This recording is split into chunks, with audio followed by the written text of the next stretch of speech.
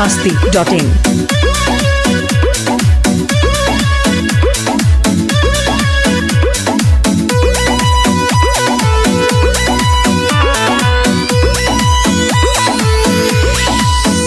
जब जब खोली ला हम फेसबुक लौके अजबे गजबे लुक।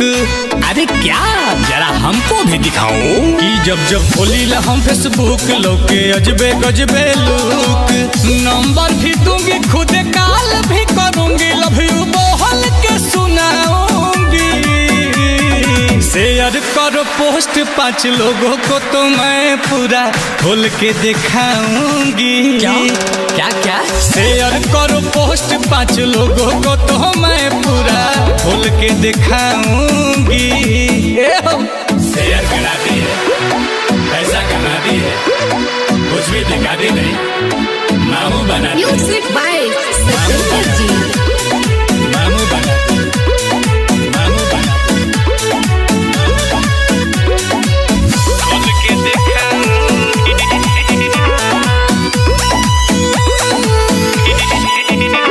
कुंवारी हूँ मैं बारी हूँ, अकेले घर में रहती हूँ।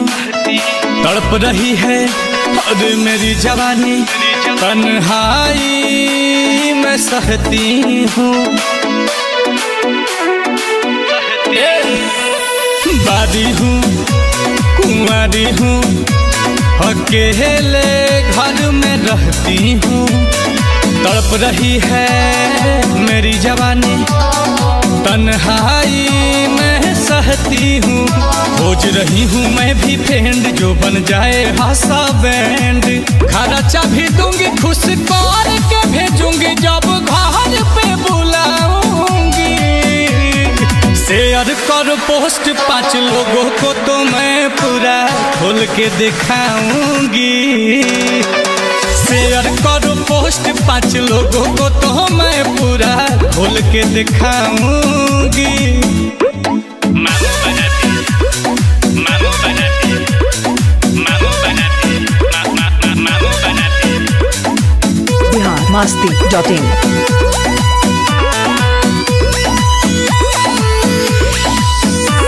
दिल डोल रहा है, रस घोल रहा है, तुम टेंशन जो करते हो ये शेयर करो, मेरा केयर करो।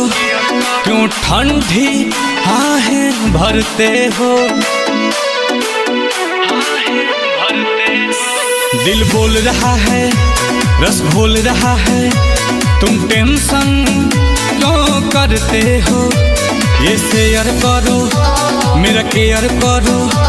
क्यों ठंडी आहें भरते हो, माथा राजू के बायाउट होता नील कमल के डाउट।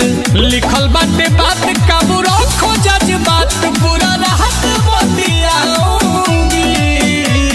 शेयर माई पोस्ट 5 लोगों को तो मैं पूरा खोल के दिखाऊंगी। क्या क्या शेयर करो पोस्ट 5 लोगों को तो मैं पूरा खोल के दिखाऊंगी।